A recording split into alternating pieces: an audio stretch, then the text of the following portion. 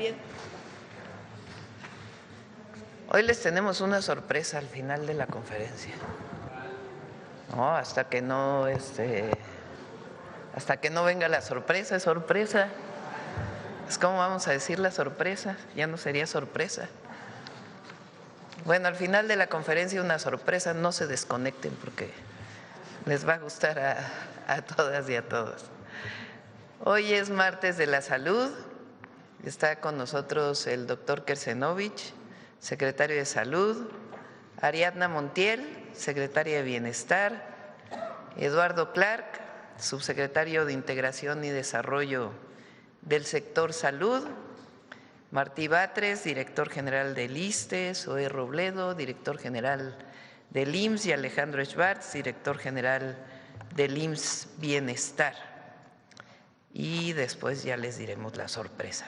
Bueno, quiero comentarles, ayer me entregaron antes de iniciar con salud, me entregaron la redacción de la reforma y todavía tuve yo algunos comentarios.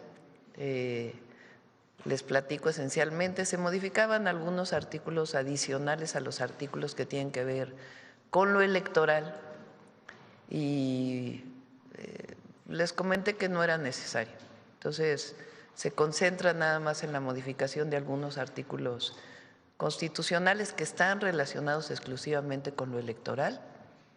Y entonces hoy en la tarde la revisamos para que no haya ninguna contradicción, ningún problema. Por eso no se envió el día de ayer. Pero bueno, ya está lista, ahora sí. Bueno, vamos a empezar con Ariadna. Ella nos va a hablar de la credencialización de la que hablamos hace algunas semanas. Nuestro objetivo es hacer un sistema universal de salud. Obviamente, lo primero es el fortalecimiento del sistema de salud. Eso significa el fortalecimiento del Instituto Mexicano del Seguro Social, más hospitales, más centros de salud, más médicos, personal de salud, que lleguen los medicamentos a tiempo a todos los lugares, que el trabajo de los médicos sea preciso, amable, digno a todas y todos los derechohabientes y todo el programa de prevención de la salud. De igual manera el ISSSTE y de igual manera el IMSS Bienestar.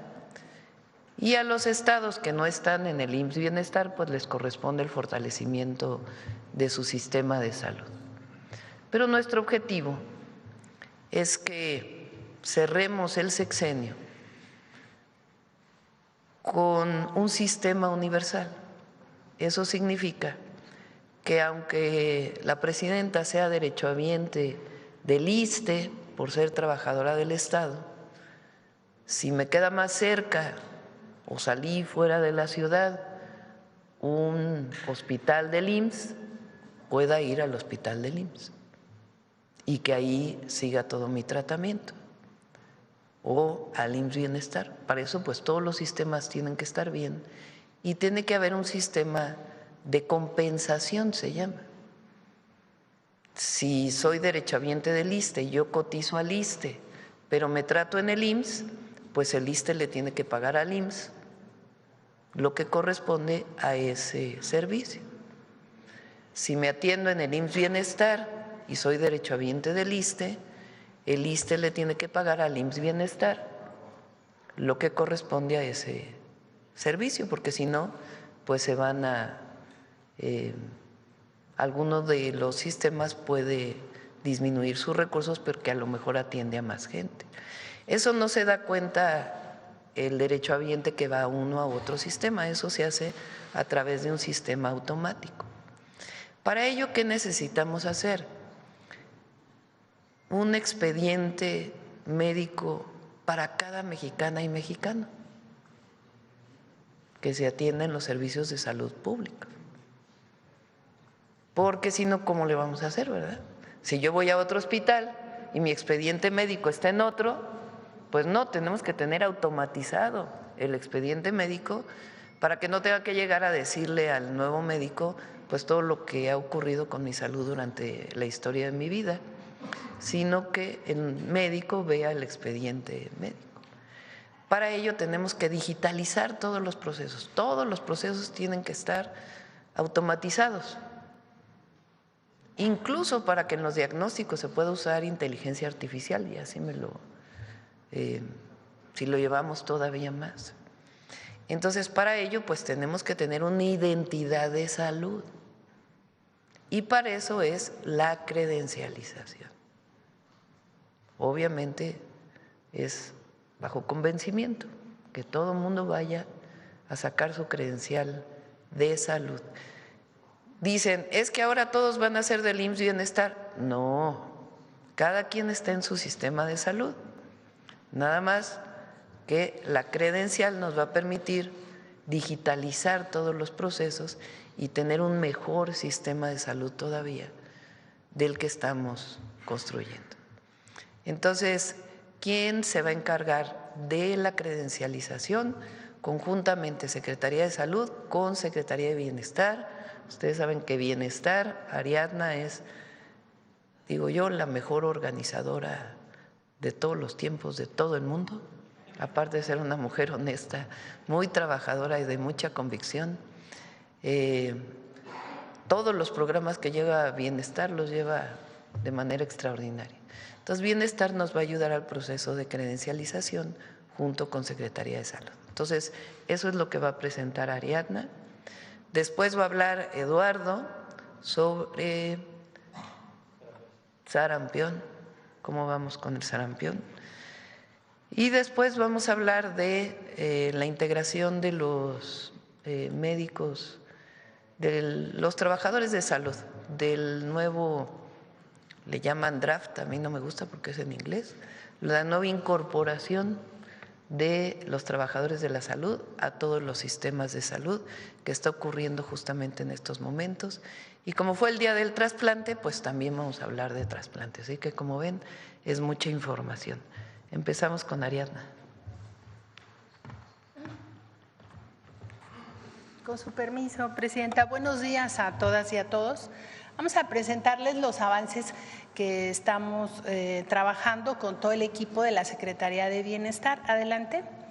Recordar que la credencial de salud tiene como objetivo garantizar el derecho a la salud que deben otorgar las instituciones de salud pública del Estado. También esta credencial nos va a permitir, como bien lo explicaba la Presidenta, identificar la derechohabiencia y tener registrada la unidad de salud más cercana al domicilio, pero si me encuentro lejos de mi domicilio y necesito una atención médica, con esta credencial accederemos de manera universal a la salud.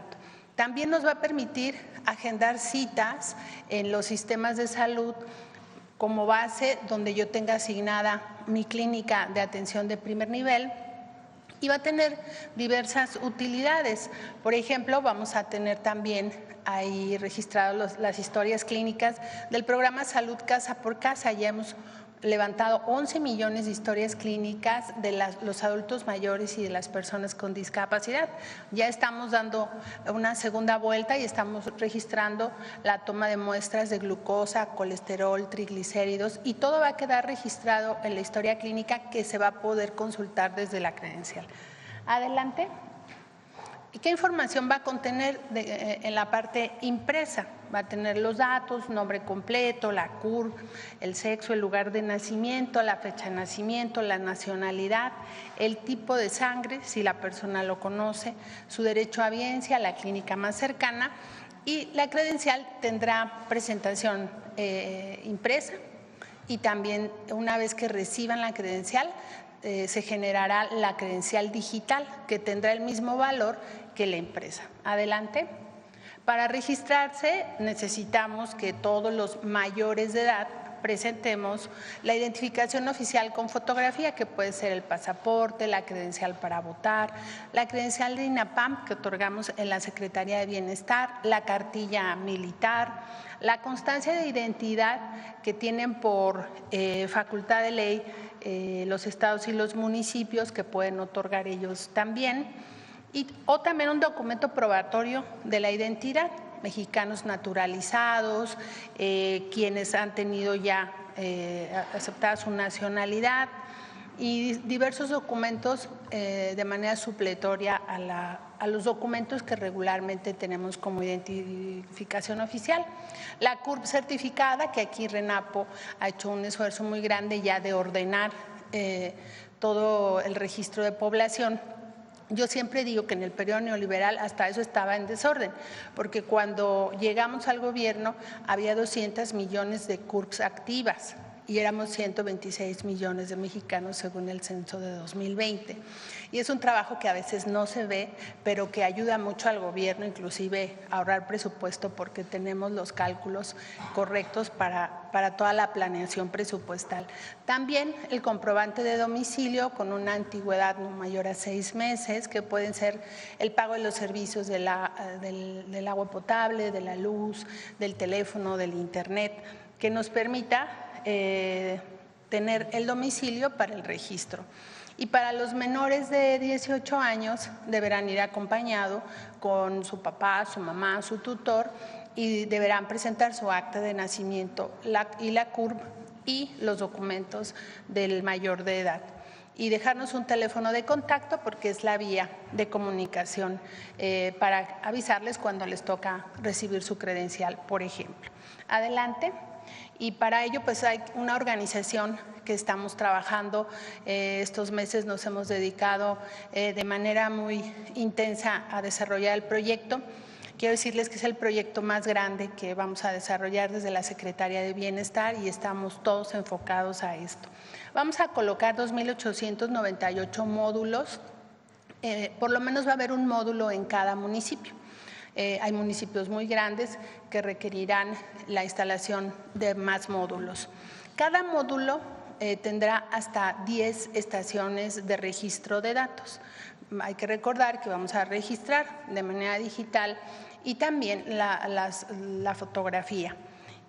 Para ello tenemos 9.791 operadores de estas estaciones que están siendo capacitados por la Agencia de Transformación Digital y el Registro Nacional de Población.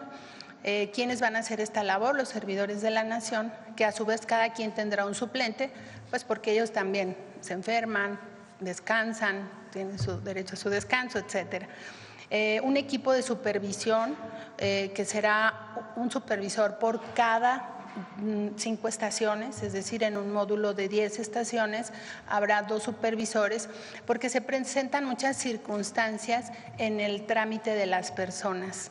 Y también el personal de apoyo que recibirá a las personas, les ayudará a ordenar su documentación, que la lleven completa, que los auxilien, siempre atender a los grupos vulnerables primero y demás. Entonces, en suma, somos 17.263 compañeros que participaremos en esta gran labor y gran tarea, y nos da mucho gusto porque será el piso del sueño de convertir la salud en un derecho accesible para todos las y los mexicanos. Adelante. Hemos hecho todo un esfuerzo de capacitación. Quiero decirles que la planeación de la capacitación es la piedra angular para que todo el proyecto esté bien conducido. Hemos dividido el país porque es un esfuerzo numeroso. Tenemos a 1.076 coordinadores que también ya fueron capacitados para establecer todo este esfuerzo logístico. Como lo informamos, son 134 millones de personas que es el objetivo registrarlos y nos estamos preparando para darles la mejor atención. Adelante. Gracias.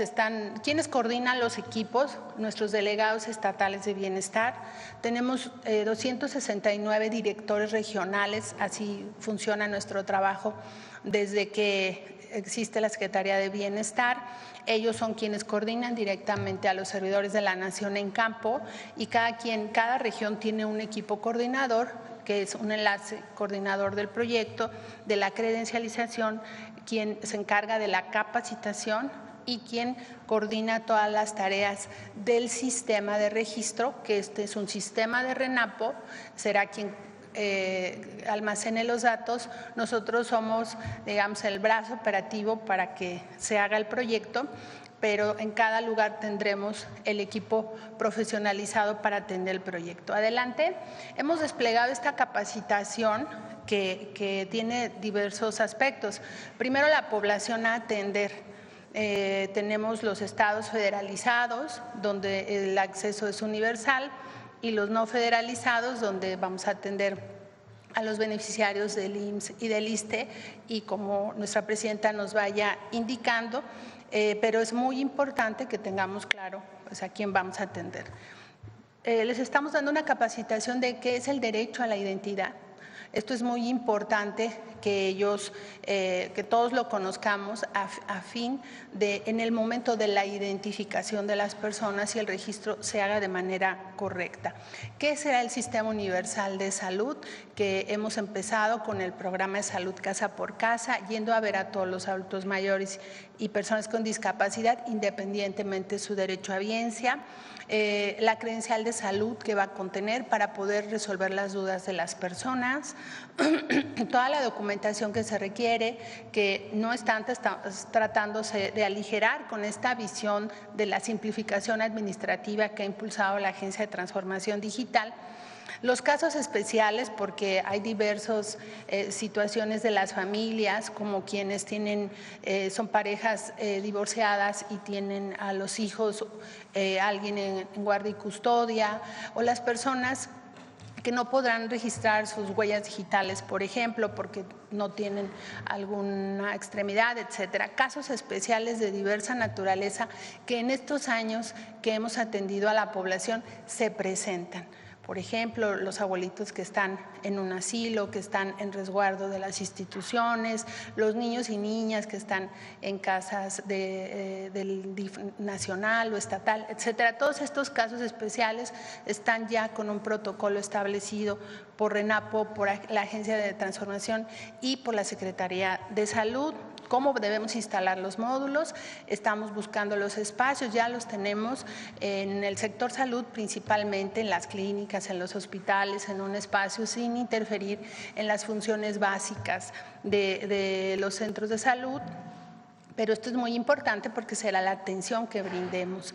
Las funciones de cada quien en el módulo, el que se especializará en el registro, quien revisará que la CUP esté certificada, etcétera, etcétera. Esto es también muy importante.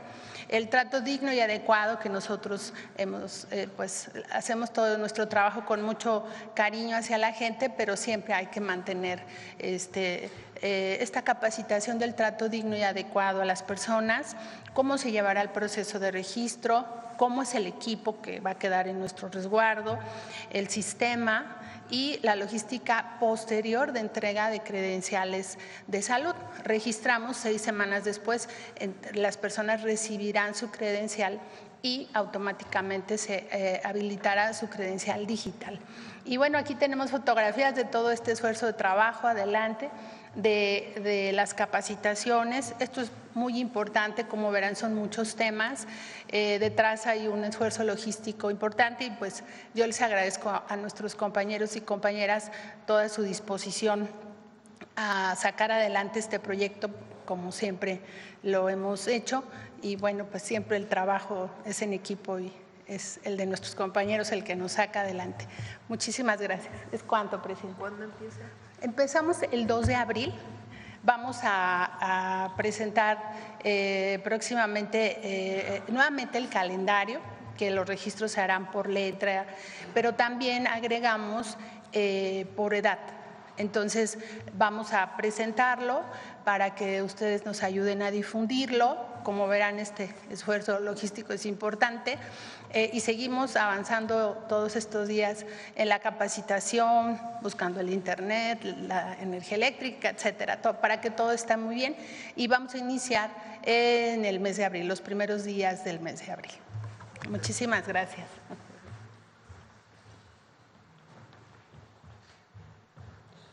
Con su permiso, presidenta, buenos días a todos, gusto saludarlos. Les vamos a informar brevemente sobre el avance de la vacunación del sarampión y el sarampión en nuestro país. Si me dan la siguiente, por favor. Recordarles a todos los que nos escuchan, a ustedes, compañeros medios de comunicación, para que se refuerce el mensaje, la estrategia para controlar el sarampión en cualquier momento, en cualquier parte del mundo, siempre es y será la vacunación. Y hoy México, como país, cuenta con millones y millones de dosis que están disponibles para aplicarse a toda la población. Para que sepan ustedes, como contexto, en este último año, desde que inició el primer caso de sarampión en Chihuahua en febrero de 2025, hemos aplicado ya prácticamente 22 millones de dosis de sarampión.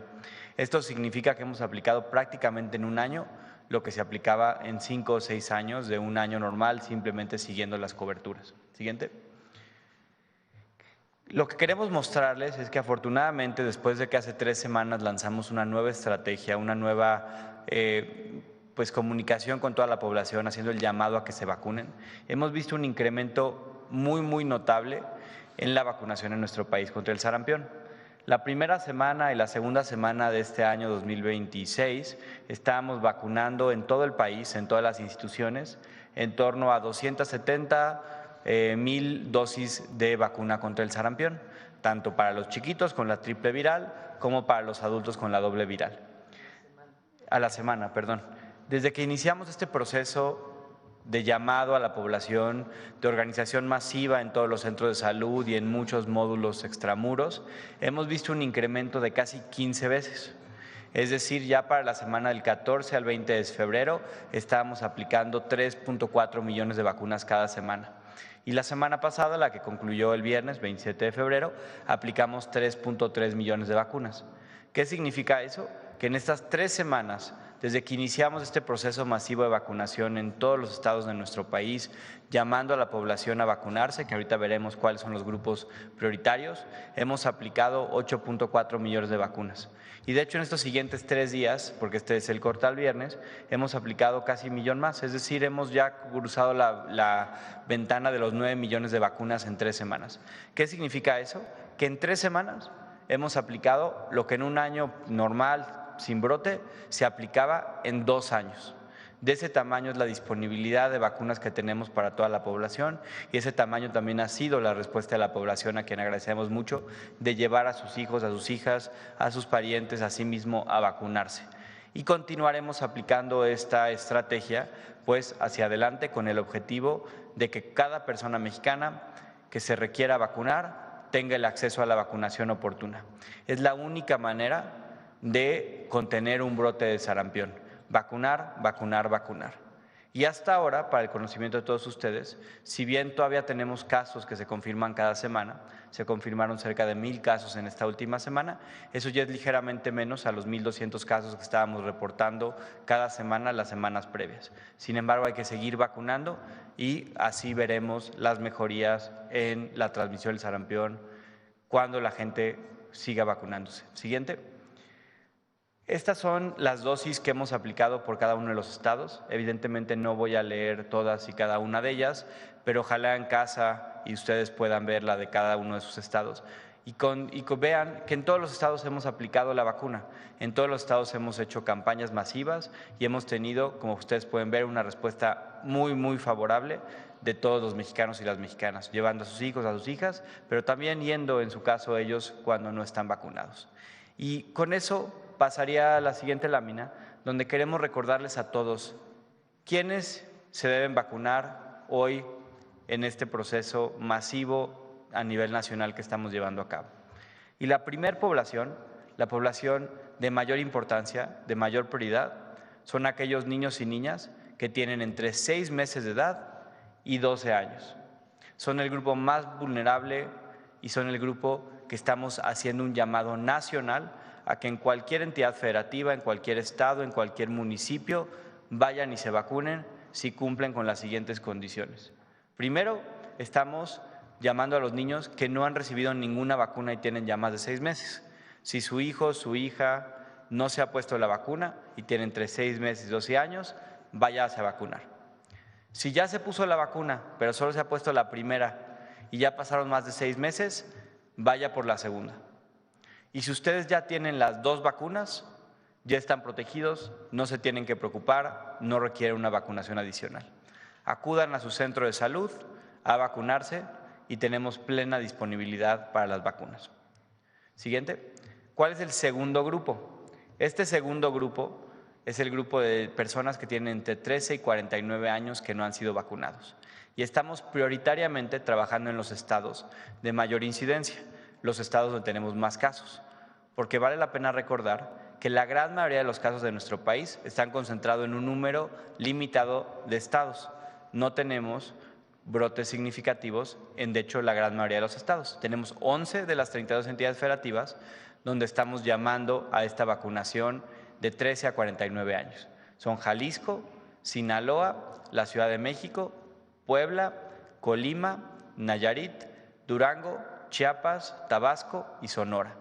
Si ustedes o sus hijos o hijas tienen entre 13 y 49 años y no se han puesto la vacuna en estas entidades federativas, vayan y pónganselas. Si no se acuerdan, también pueden ir y acudan, les pedimos, a vacunarse.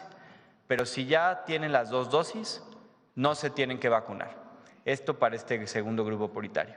Es muy importante que sepan que aunque estos son los estados prioritarios, tenemos vacunas y disponibilidad de vacunas en todas las entidades federativas y están vacunándose muchísimas personas de este grupo, afortunadamente. Siguiente. Y ahora sí, ¿cómo saber dónde vacunarnos? Si ya sabemos que estamos en uno de estos dos grupos, ahora lo más fácil que podemos hacer es meternos a la página de internet, en nuestro celular o en nuestra computadora, en la página dondemevacuno.salud.gov.mx. Tenemos más de 20,000 puntos. Todos los días actualiza la disponibilidad de vacunas en estos puntos para que ustedes sepan que si lo ven en la página de internet, va a haber vacuna ahí. Vayan, acudan, sabrán los horarios y la vacunación es 100% universal. Si ustedes son como yo, derechohabientes del ISSSTE, pero tienen una clínica del IMSS y estar cruzando la calle, pueden ir a esa clínica. Si son derechohabientes del IMSS y tienen una clínica del ISSSTE, pueden ir a esa. Con que ustedes la vean en esta lista, pueden acudir y es 100% gratuita y no tienen ningún requisito. Muy importante, si alguno de ustedes no tiene internet, se le complica entrar a la página de internet, quiere hablar con un ser humano, marca el 079, donde también le daremos la información de cuál es la clínica o punto de vacunación más cercano a su domicilio. Creo que con eso termina. Les agradecemos mucho a todas las personas que nos escuchan, la respuesta que han tenido. 3.4 millones de personas a la semana, se puede decir fácil, pero es una hazaña que estamos realizando juntos como gobierno, pero de la cual dependemos en toda la voluntad y en toda esta disponibilidad que la población ha tenido para ir a vacunarse. Recuerden, si están en estos grupos, vacúnense, es la única manera de proteger a ustedes, a sus hijos, a sus hijas, a toda nuestra comunidad del sarampión. Muchas gracias.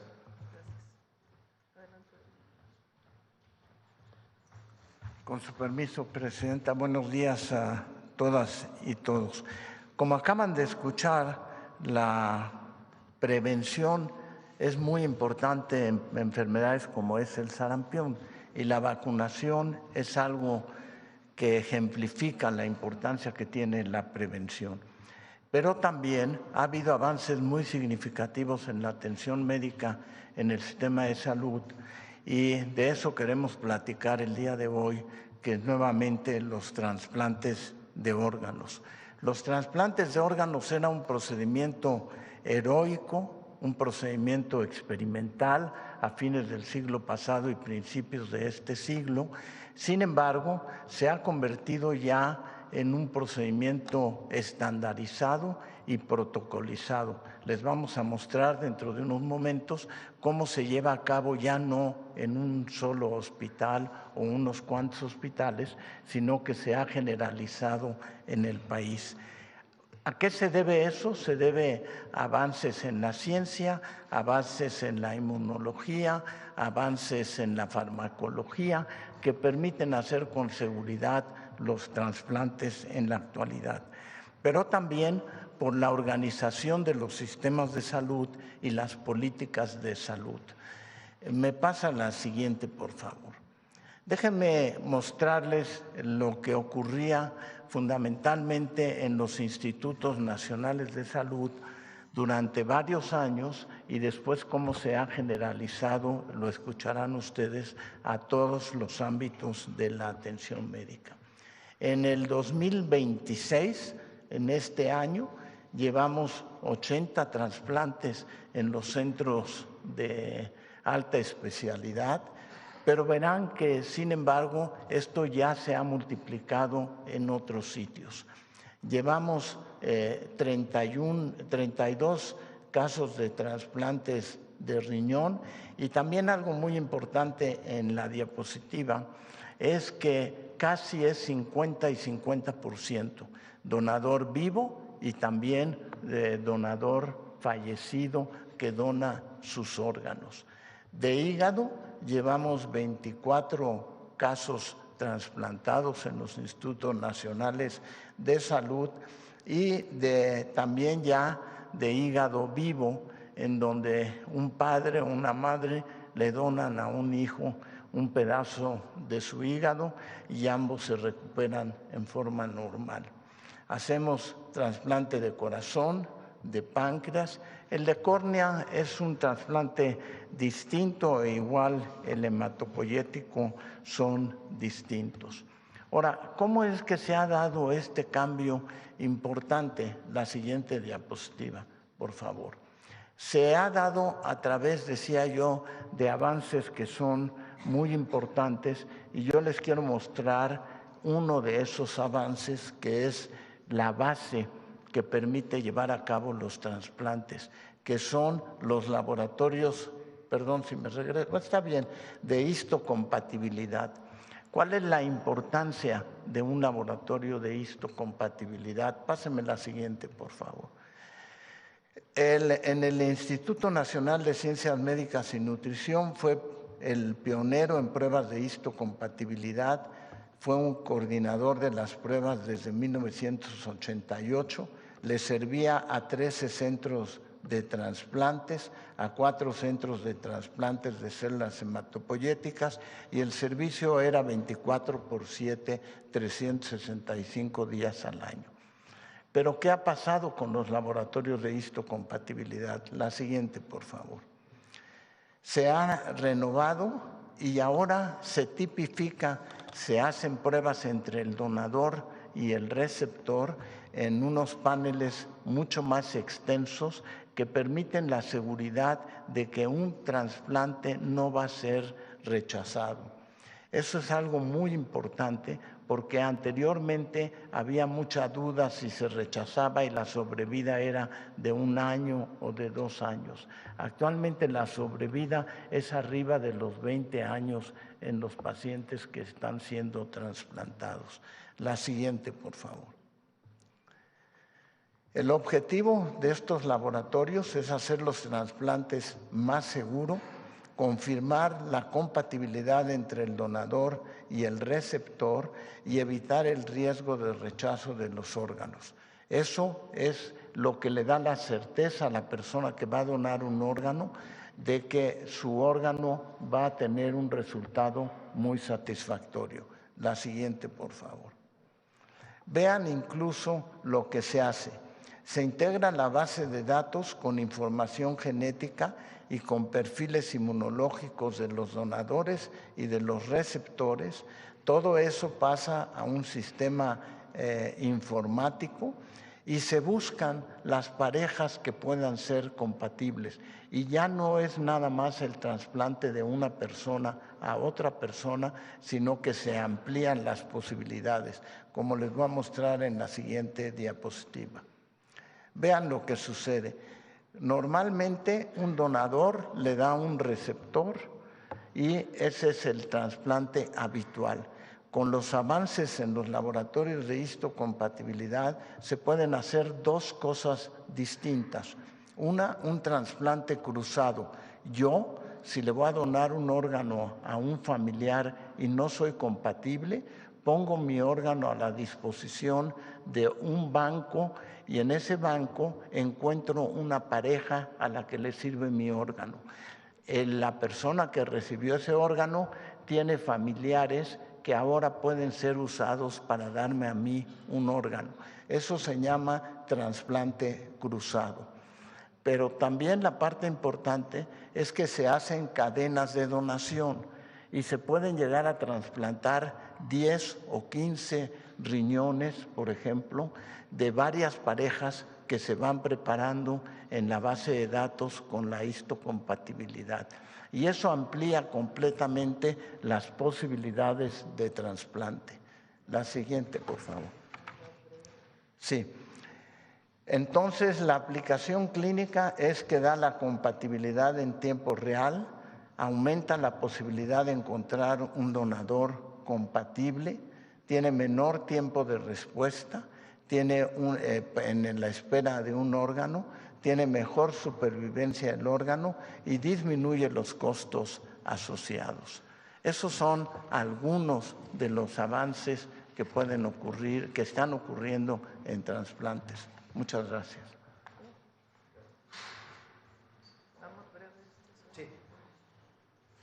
Muchas gracias, presidenta. Muy buenos días. Pues tenemos estos dos temas. El primero, si nos ponen la siguiente, es el reclutamiento de médicas y médicos especialistas en el Seguro Social. Como lo sabemos, la falta de médicas y médicos especialistas en el país se ha ido resolviendo a partir de formar más. Pero no solo se forman a más, sino que hay que contratar a más de esas personas que se forman. A partir del día de ayer, 2 de marzo, y hasta el viernes 13 de marzo, estamos en este proceso de reclutamiento para lograr contratar a 9,805 médicas y médicos especialistas en diferentes sedes del IMSS. Entonces, si nos pasan la siguiente, llegan todas las delegaciones del IMSS de todo el país a buscar a estos médicos y médicas, algunos de los que se formaron en el IMSS, más de 7,500, pero también de otras instituciones o que egresaron en años anteriores. Estas son las especialidades más importantes que estamos saliendo a contratar por número: la de medicina familiar, la especialidad en el primer nivel de atención, pues que es la columna vertebral del modelo preventivo del Seguro Social, pediatría, ginecología, medicina interna, cirujanos, medicina de urgencias, urgenciólogos, etcétera. Son cerca de 70 diferentes especialidades y se contratan y se suman muchas veces porque pues alguien se jubila, se abre esa vacante, pero también por nuevos servicios que se están abriendo, por nuevos hospitales que se están construyendo, o también porque hay plazas de difícil cobertura, es decir, plazas que se salen a contratar una y otra vez, pero no logramos reclutar. La que sigue es en todo el país, ahí podemos ver la oferta para los diferentes estados. Y algo importante, si nos ponen la siguiente, son los incentivos. La persona que se contrata del draft sale con su base, es decir, es una base definitiva y además pues tiene todos los beneficios del contrato colectivo de trabajo del Seguro Social, el fondo de ahorro, anteojos para los trabajadores y sus familias, en algunos casos donde hay difícil cobertura, incluso sobresueldos de hasta el 30% del salario, además de créditos hipotecarios, anticipos y demás. Entonces, pues este es el proceso y esperamos pasando el 13 de marzo dar los resultados de este draft. Insisto, no era formar más, era contratar también a quienes se forman. Y por último, de manera muy rápida, presidenta, lo que nos pidió presentar, la que sigue, sobre los trasplantes en el Seguro Social. Como ya lo ha mencionado el doctor Kersenovich, hay que llevar el trasplante a más lugares del país. El año pasado el IMSS hizo 3,519 trasplantes, 1,478 de riñón, hicimos más que en 2024, 63 de hígado, 28 de corazón, 3 de pulmón y también 1,417 de córnea, además de 530 trasplantes de células hematopoyéticas. Ahora, hoy tenemos 76 unidades procuradoras de órganos, son las unidades donde se procura el órgano y después 22 hospitales en donde se trasplantan los órganos. Lo que estamos planteando, la que sigue, es ponernos una meta para este 2026 de hacer 1,000 trasplantes más que el año pasado. Y esto se logra llevando el trasplante también al segundo nivel de atención. Afortunadamente, desde el Hospital de Ciudad Juárez, que inauguramos en diciembre del 2024 con la presidenta, los hospitales nuevos del IMSS, sobre todo los regionales, tienen el servicio integrado completo de trasplante. Es decir, el servicio completo significa que tienen desde la procuración hasta el trasplante. Y llevar el trasplante al segundo nivel de atención. Hospitales regionales de especialidad pueden hacer el trasplante. Antes, efectivamente, efectivamente, como decía el secretario Kersenovich, era un acto heroico, una cosa que ocurría solo en los centros médicos nacionales. Ahora está ocurriendo también en el segundo nivel de atención. Por eso nuestra meta es de 4.581 trasplantes y con un enfoque en el trasplante de riñón, sobre todo porque estamos recuperando la prestación del servicio de hemodiálisis de manera directa y ahí se inician los protocolos con nutriólogos, psicólogos, nefrólogos para explicarle a la gente qué puede significar el trasplante y por qué ese es el verdadero tratamiento indicado para una paciente con insuficiencia renal. E insistir en el código vida, informar a las familias cuando tienen esa difícil decisión, pues que donar es dar vida después de la vida y que es una forma altruista también de contribuir a las personas. Es cuanto, Presidenta. Muchas gracias.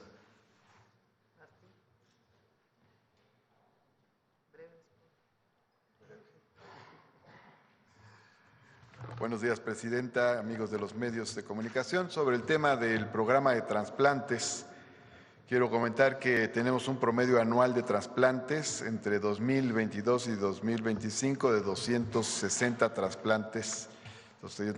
trasplantes al año. El programa se desarrolla en 11 hospitales del ISSSTE. En los últimos 2 años aumentó especialmente el trasplante de córnea hasta en un 50%. También aumentó en general el trasplante de donador cadavérico en un 22%, sobre todo para casos de corazón y pulmón. Más de 100 trasplantes que se han realizado en el último año son de riñón, aquí sobre todo en su gran mayoría de donador vivo. En 2024 y 2025 se integró el trasplante hepático. Recientemente hablamos aquí en una conferencia mañanera de un caso especial de un trasplante de carácter pediátrico y con donador vivo. En el plan que tenemos para 2026 se creará un Centro Nacional Coordinador del Programa de Trasplante y se va a promover la donación en general con comités de trasplante en cada hospital de segundo y tercer nivel. Y se van a reorganizar los laboratorios de histocompatibilidad. Quiero decir que estamos enfatizando el trasplante de córnea, corazón, hígado, médula ósea y riñón. Y hace unos días, muy recientemente, tuvimos el caso de un trasplante exitoso con la llamada ola verde, que es un traslado rapidísimo del órgano trasplantado. Tenemos un paciente, Sergio Navarro Gense, masculino de 66 años, de un grupo sanguíneo poco común, AB positivo. Fue trasplantado el 25 de febrero con un hígado proveniente del Hospital Universitario de Monterrey. Con este caso se activó por primera vez el operativo rápido Ola Verde en la Ciudad de México, con el cual se hicieron 14 minutos desde el Aeropuerto Internacional de la Ciudad de México hasta la puerta del Centro Médico Nacional 20 de noviembre. El paciente solo esperó una semana para el trasplante en virtud de que su tipo de sangre es poco común. Sin embargo, a él le dio mucho gusto y a nosotros también que hubiera sido una respuesta tan rápida en su caso, que procuramos que sea en los demás casos también. Sobre el tema de la contratación de médicos especialistas, comento que hay 2.113 médicos residentes que egresaron recientemente de las especialidades, subespecialidades y altas especialidades que cursaron en hospitales del ISSSTE. El instituto va a contar con 1.205 de ellos y ellas en los próximos días. Cuenta para este fin con 305 plazas vacantes y 900 plazas aprobadas por la Secretaría de Hacienda para este propósito. Hasta este momento llevamos 916 perfiles aprobados y eso nos va a ayudar mucho en el ISSSTE, que necesitamos nuevos especialistas.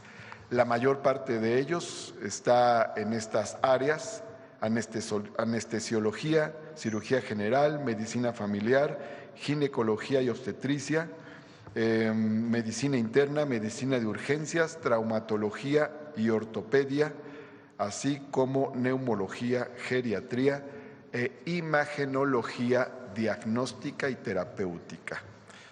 Más de 50 especialidades se van a incorporar en los próximos días con los 916 especialistas que ya están aprobados. Es cuanto, Presidenta.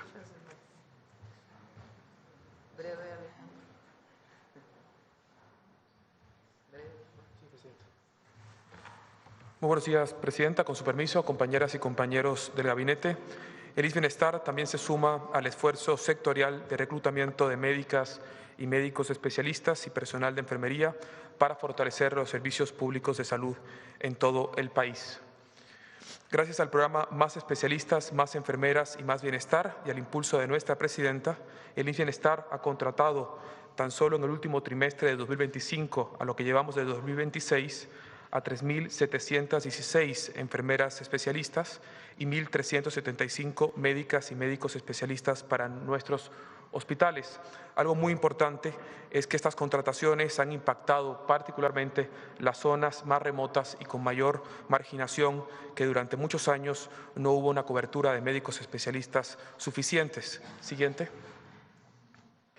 La llegada de una enfermera o de un médico del ISSSTE Bienestar no solamente significa una plaza adicional, significa justicia laboral para quienes sostienen todos los días el sistema público de salud. En promedio, las enfermeras, como ejemplo, han incrementado significativamente sus ingresos, en muchos casos recibiendo el triple, pasando de un sueldo precario a estabilidad, certeza contractual, reconocimiento profesional y condiciones dignas para quienes cuidan a la población sin seguridad social. Siguiente, por favor.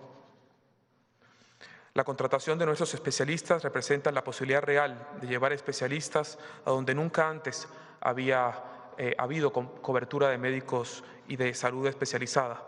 Por ejemplo, gracias a este programa pudimos incorporar, solo por nombrar 3 ejemplos emblemáticos de nuestro recorrido por el país, a 63 enfermeras especialistas, 6 cirujanos y 6 internistas al Hospital Salvatierra, en Baja California, o a 12 enfermeras especialistas, 4 ginecólogos, 4 anestesiólogos y 3 internistas a nuestro Hospital de la Mujer en Tehuacán, Puebla, o a 2 anestesiólogos, 3 internistas y 3 cirujanos a nuestro Hospital General en Caborca. Siguiente, por favor. Hacemos un llamado a mis colegas médicos y médicas especialistas de reciente egreso a formar parte del ISSSTE Bienestar, la gran institución del Estado mexicano que trabaja por el acceso universal a la salud. Hoy pueden ejercer su especialidad donde más se necesite, con estabilidad laboral, con vocación pública y con prestaciones federales. Siguiente, por favor. Para cerrar, Presidenta, en el marco del Día Mundial del Trasplante de Órganos y Tejidos, conmemorado el pasado 27 de febrero, el ISSSTE Bienestar informa los avances de nuestra Estrategia Nacional de Trasplante. El trasplante es la expresión más alta de un sentido público de salud que funciona, salva vidas, restituye procesos familiares y materializa el derecho a la salud en su forma más compleja. Gracias a un esfuerzo iniciado en el 2025 de estandarización y de consolidación de la red de trasplantes del ISSSTE Bienestar, hoy podemos reportar que hemos realizado más de 603 trasplantes, lo que significa 782 órganos y tejidos procurados. Esto nos convierte en la segunda institución a nivel nacional con mayor productividad, una productividad histórica en los servicios de salud para la población sin seguridad social. Siguiente, por favor. Para lograrlo, hemos realizado un trabajo integral que consiste en la formación de equipos multidisciplinarios especialistas 24/7, la instalación de laboratorios de histocompatibilidad, como comentó el doctor Kersenovich, en todos nuestros hospitales, garantía, por supuesto, de abasto y adecuación de los quirófanos. En solo los primeros meses de este año hemos abierto estas 6 nuevas unidades de trasplante y en el próximo trimestre estaremos abriendo el Rubirosa en Tabasco, Ciudad Salud en Chiapas, el Salvatierra en Baja California y el General de Tijuana, además del Orán, que próximamente se va a inaugurar con su unidad de trasplante de corazón, de pulmón, de páncreas y de hígado. Siguiente, por favor. La alta especialidad también es gratuita y el ISSSTE Bienestar ha trabajado en la creación de centros nacionales de referencia. Entre ellos destaco el Hospital Regional de Alta Especialidad de Iztapaluca para trasplante renal, el Hospital Regional de Alta Especialidad del Bajío para trasplante de médula ósea y la unidad de oftalmología de nuestro Hospital General en Cholula, en Puebla, para trasplante en córnea. Estos centros representan la gran producción de trasplantes en los servicios públicos de salud y nos han permitido operar como una red de alta especialidad, maximizar la viabilidad y asignación oportuna de los órganos. Siguiente y última, por favor.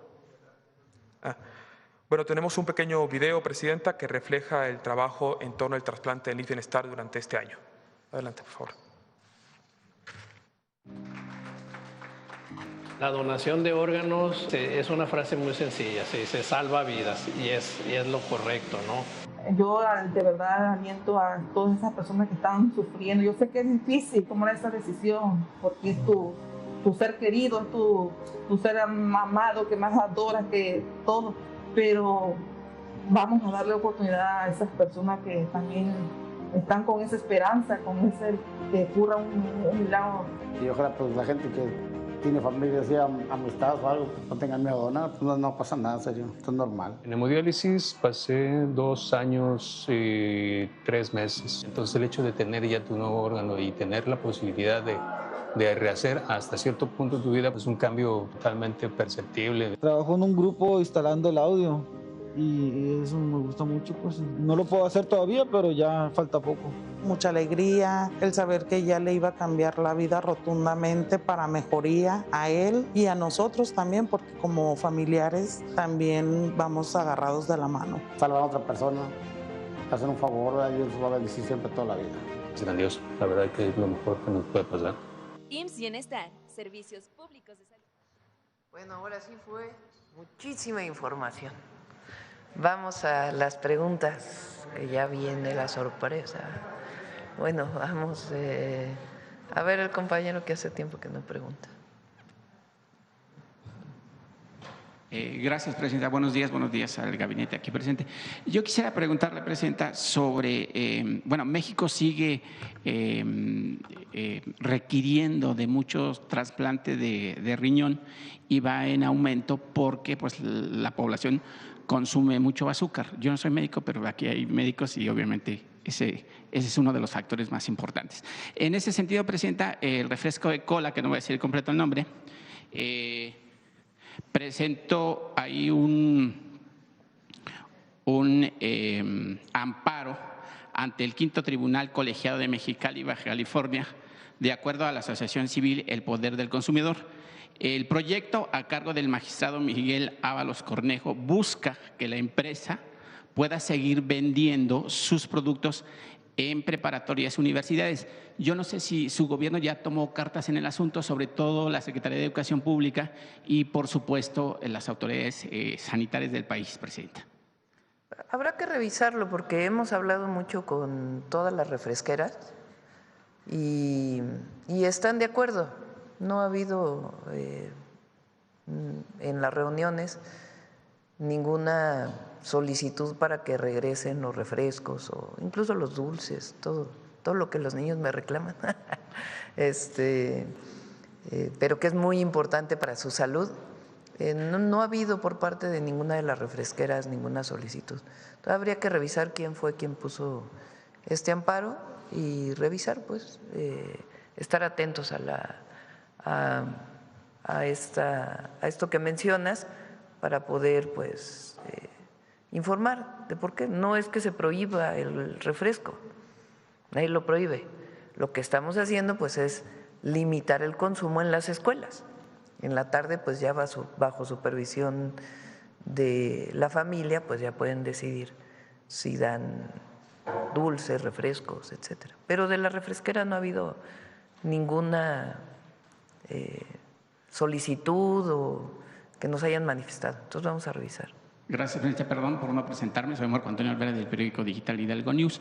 Presidenta, en otro tema, ahorita se está llevando a cabo el tema de la credencialización a fin de que pues, todas las personas que requieran atención médica puedan ser atendidas en cualquier hospital. En abril inicia. Sí, para que puedan ser atendidas de manera fast track, digamos, en caso de requerir una atención médica.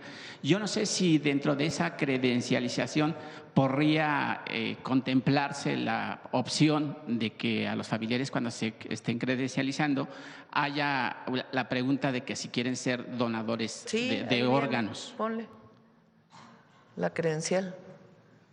Se necesita algo más que solo la credencial y decir que sí. Pero ahí viene, fíjate. Donador de órganos, sí. Tipo de sangre. Y no hace falta una campaña más férrea, Presidenta, porque en realidad estamos en pañales en ese sentido de donar los órganos cuando pues la persona ya está en una etapa final. Falta. La idea es la credencialización, el fortalecimiento de la capacidad de trasplantes y después pues ya iniciar la campaña de donación. En otro tema, Presidenta, publicó hace poco el periódico El Financiero en una columna el tema de transparencia o las licitaciones que hubieran en el SIC. La mayoría fueron por invitación, tanto en conservación de carreteras y las supervisiones de carreteras federales también.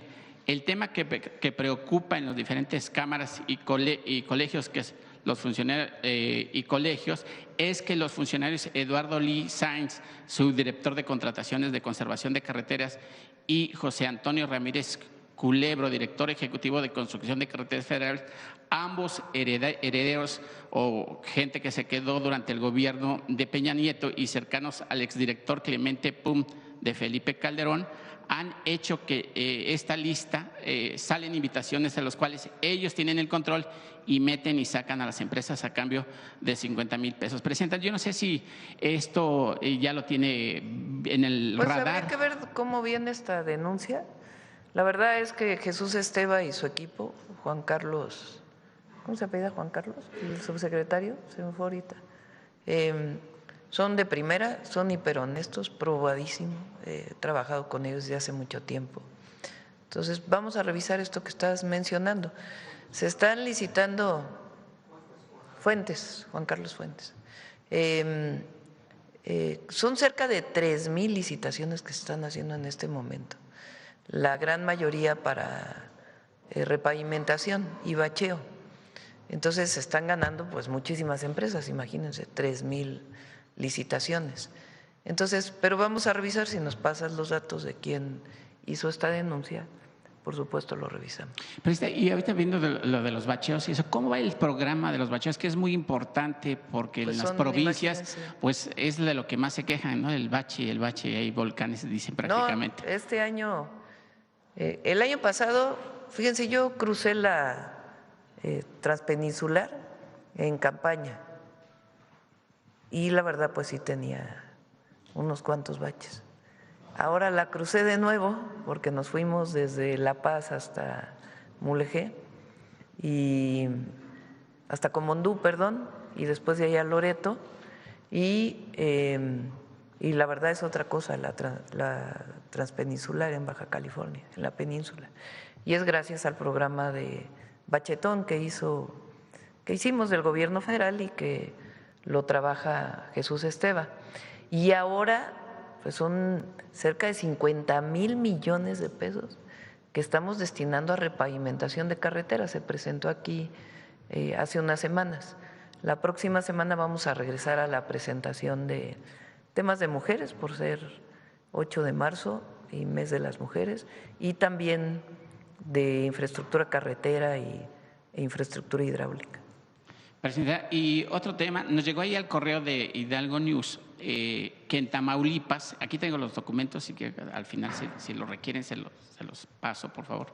En Tamaulipas, el delegado del IMSS, José Luis Aranza Aguilar, revirtió auditorías internas que detectaron una posible fábrica de pensiones con un presunto daño superior a 41 millones de pesos y que además fue separado de su cargo el funcionario que denunció ese esquema.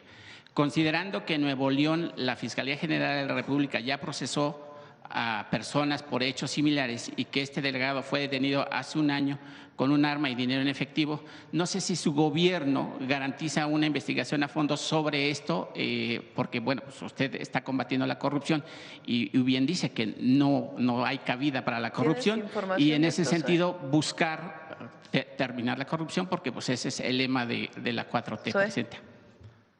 Hay que decir que a veces, porque luego no ganan unas empresas porque no ganaron y entonces acusan de corrupción. Sí, por eso hay que investigar, por eso está Raquel Buenrostro ahí, que es pues la mejor y pero honesta, para investigar con los dos casos que estás presentando. Y el segundo, pues, Zoe. Claro que sí. Sí, y solo corregir, no detuvieron al delegado con un arma y con dinero efectivo, tan así que se hizo una investigación que demostró lo contrario. El delegado, el doctor Aranza, además formado en las Fuerzas Armadas, ha llevado a cabo un papel importantísimo en Tamaulipas para ir saneando esa delegación, que siempre ha sido muy complicada. Incluso el jefe de servicios administrativos de allá es el general Perea. O sea, mandamos a un general, también formado obviamente en las Fuerzas Armadas, un general retirado, a que se hiciera cargo de toda la parte administrativa. Y no solamente se exoneró después de la investigación, sino que se inició investigaciones sobre otros funcionarios que se habían dado de baja y hay una denuncia penal contra ellos, denuncias contra personal de la delegación que ya llevaban mucho tiempo en áreas críticas como los temas de abasto, por ejemplo, el tema de medicamentos y demás. Pero además, estas investigaciones que no solo alcanzan a Tamaulipas, también se han iniciado desde hace un par de años en Nuevo León, en Sonora, tienen que ver con estas modalidades fraudulentas de mecanismos de pensiones, supuestamente modelos de pensión privada, que en realidad es un fraude al Seguro Social. Hay incluso ya personas que han sido, que se iniciaron carpetas de investigación. Entonces, con todo gusto, si nos comparte esa información que tiene, que independiente de las notas periodísticas como la del periódico Reforma que salió en su momento, podemos revisarla y contribuir a una investigación que ya lleva mucho tiempo, en donde además, pues sí, los funcionarios corren riesgos muchas veces por iniciar este tipo de investigaciones y nuestra garantía es también que a un funcionario en esto hay que protegerlo. Gracias.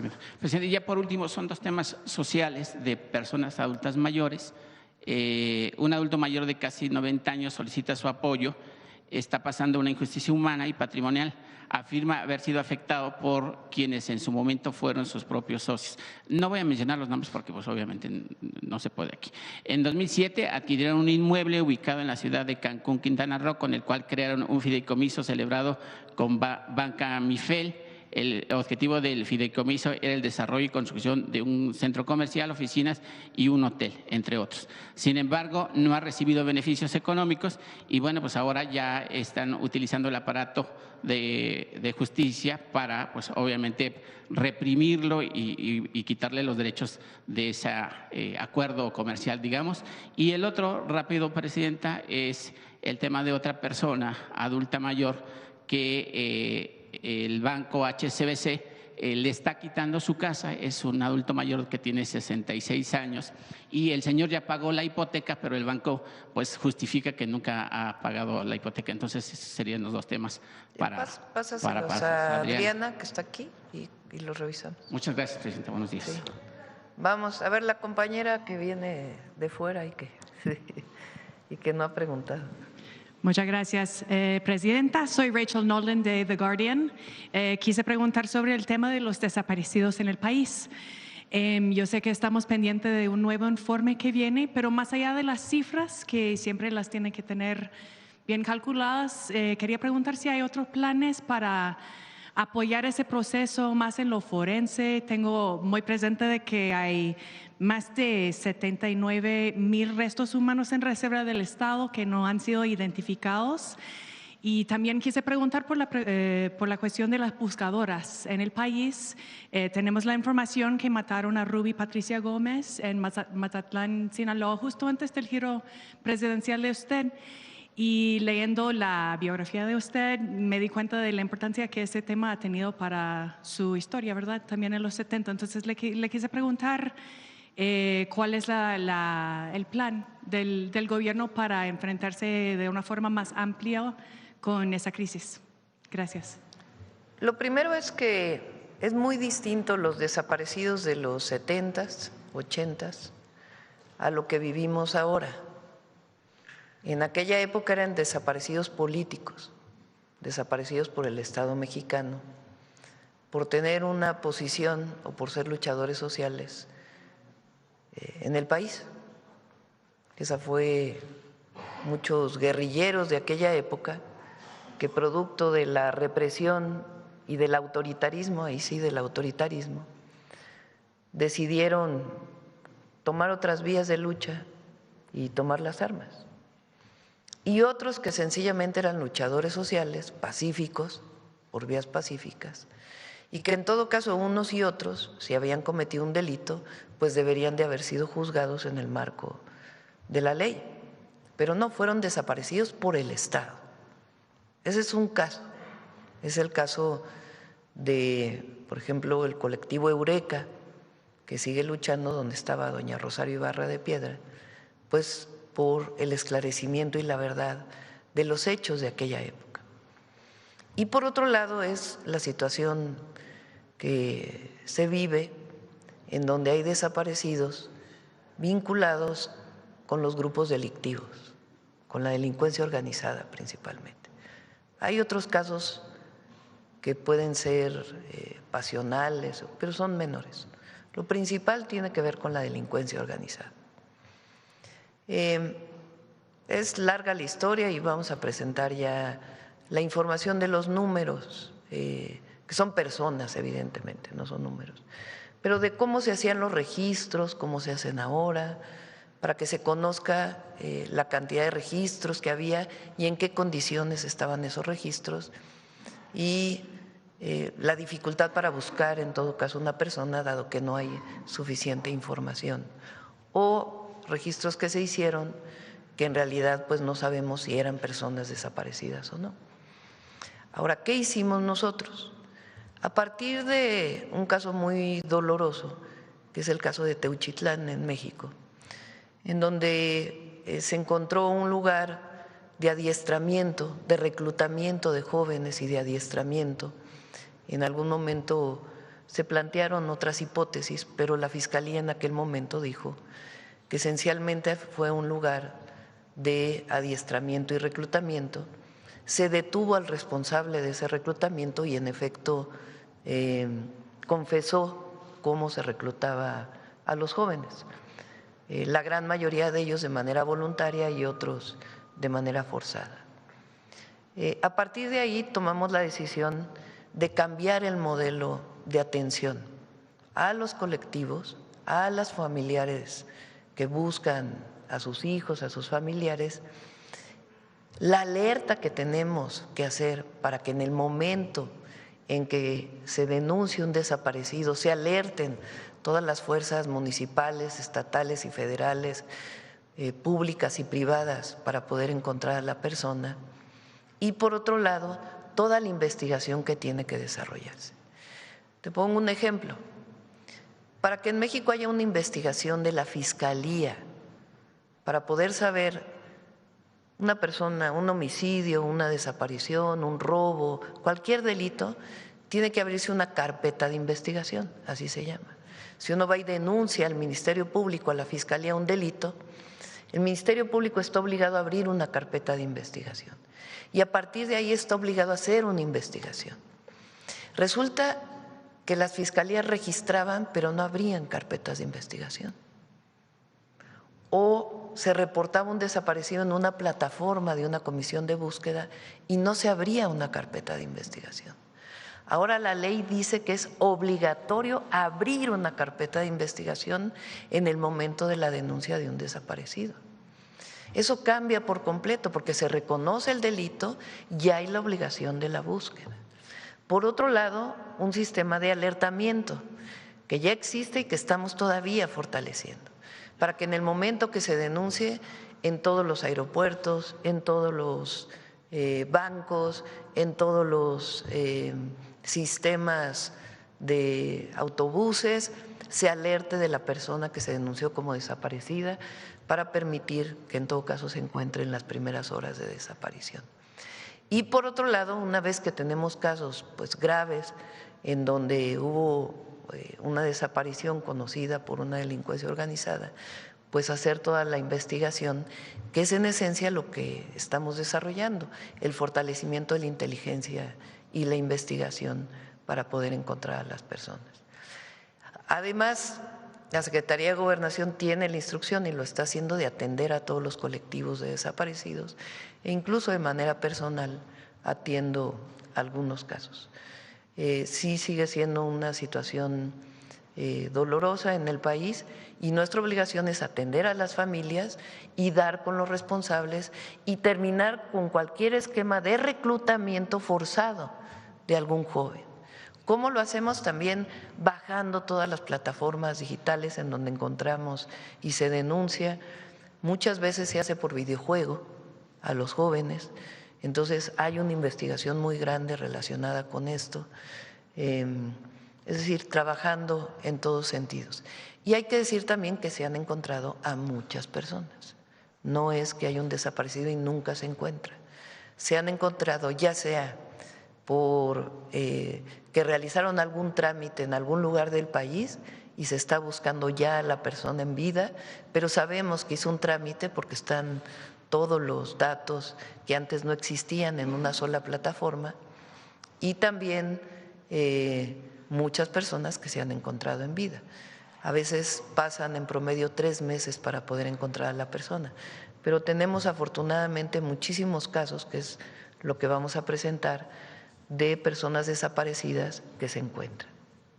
Otra pregunta sobre el tema, si puedo. Entiendo la diferencia que usted está haciendo entre los casos históricos y los casos de ahora, pero siempre teniendo en cuenta de que los colectivos reclaman de que lo que los une, ¿verdad?, el vínculo sería la impunidad, y que en muchos casos van implicados las fuerzas de seguridad del mismo Estado, incluso hasta ahora. Entonces, otra pregunta sería, ¿qué posibilidades tiene el mismo Estado de investigar a sí mismo, para decirlo así? Todas. Si, por ejemplo, recientemente, no en caso de desaparición, pero hay que decir que eso es mínimo, no tiene que, es decir, puede haber sido una fuerza del orden que ilegalmente haya desaparecido a una persona, pero no es una instrucción del Estado mexicano, es distinto. Antes era instrucción desde la Federal de Seguridad de desaparecer a los opositores. Entonces, cuando hay una persona, policía, en caso de que llegara a ocurrir un guardia nacional que tuviera que ver con alguna situación de desaparición, hay sanciones. Se detiene a la persona y tiene que ser responsable de todo lo que ocurre una vez que están las pruebas determinadas, evidentemente. Tuvimos un caso, por ejemplo, lamentable, de un civil que falleció en un fuego cruzado, malamente operado por un guardia nacional, y está detenido y llevando su caso y apoyada a la familia. Gracias. Por último, quise preguntar otro tema que es, se ha criticado a nivel internacional, no solo en su presidencia, sino en el sexenio de AMLO, la participación de las Fuerzas Armadas en muchos partes de la administración que antes era civil, ¿verdad? Entonces, quería preguntar qué condiciones serían necesarias para tener menos participación del mismo ejército en la vida nacional del país, ¿verdad? O a nivel internacional con la presión de los norteamericanos, o a nivel de actividad de carteles aquí. O sea, ¿qué condiciones podría imaginar usted para retirar un poco el ejército de la vida del país? Gracias. Es legal, eso es lo primero. No estamos haciendo nada fuera de la ley como lo hizo Calderón en su momento. Felipe Calderón sacó al ejército, a la marina, a la famosa guerra contra el narco, y no había las condiciones jurídicas para hacerlo. Responsabilidad de Felipe Calderón. Ahora sí hay un marco legal para hacerlo. Entonces eso es importante. Lo segundo es que es una decisión que la Guardia Nacional pertenezca a la Secretaría de la Defensa Nacional. La Guardia Nacional tiene que ser una institución de mucha consolidación en el largo plazo. Nuestro país, y lo vimos en el pasado, tuvo un secretario de Seguridad que estaba vinculado con el narcotráfico. Policías federales que no tenían ni las mínimas condiciones de operación para poder desarrollarse. Cuando se trasladaban a un lugar no había ni cuartel, se quedaban en hoteles. Y después, cuando se llevan la Secretaría de Seguridad a la Secretaría de Gobernación, pues con muchísimos problemas también de corrupción en el periodo de Peña Nieto. Entonces, la comandancia de la Guardia Nacional es otra comandancia distinta al Ejército. Y los que forman parte de la Guardia Nacional tienen una formación distinta a la que tienen los elementos del Ejército. Tienen una formación más orientada a la seguridad pública. El Ejército pues tiene una formación, no una parte de seguridad pública, pero fundamentalmente de seguridad nacional. Y tienen otra formación. ¿Qué ventaja tiene un guardia nacional al pertenecer a la Sedena? Pues tiene acceso a sus hospitales, a sus centros de salud, a una carrera, cosa que no había antes, a poder subir en su nivel a partir de exámenes bien determinados y una formación pues integral, con valores y con doctrina nacionalista, muy importante, muy importante. No era así antes de la Cuarta Transformación. La doctrina no estaba basada en nuestra historia, en nuestra patria, en la soberanía. Entonces es una decisión que la Guardia Nacional pertenezca a la defensa y ya es constitucional. Se tendría que cambiar la Constitución para que fuera distinto. Y en otros casos, por ejemplo, el que el Tren Maya tenga una empresa dentro de la Secretaría de la Defensa Nacional también le da estabilidad y evita privatizaciones posteriores también, o por lo menos se las hace más difíciles. Toca madera que llegara alguien que quisiera privatizar. El Ejército Mexicano es algo especial, es único en el mundo. El Ejército Mexicano no viene de las élites. En toda América Latina, el Ejército viene de las élites. En todo el mundo, en general, viene de las élites. Cuando vino Lula aquí a México, una vez que lo vi en otro lado me dijo, la primera vez que fui a México me llamó mucho la atención que sus calles se llaman Insurgentes, Revolución, 5 de febrero, 5 de mayo. Dice, porque en Brasil la historia es de consensos, no hay revoluciones. Bueno, aquí no, aquí hay 4 transformaciones. Y nuestro ejército viene de una revolución social. O sea, fíjense, el ejército mexicano, sus generales, le hacen un golpe de Estado a Madero en 1913,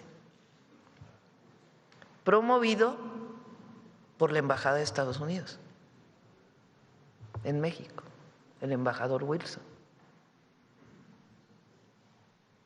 Esos mandos del ejército matan a Madero y a Pino Suárez, electos por la voluntad del pueblo.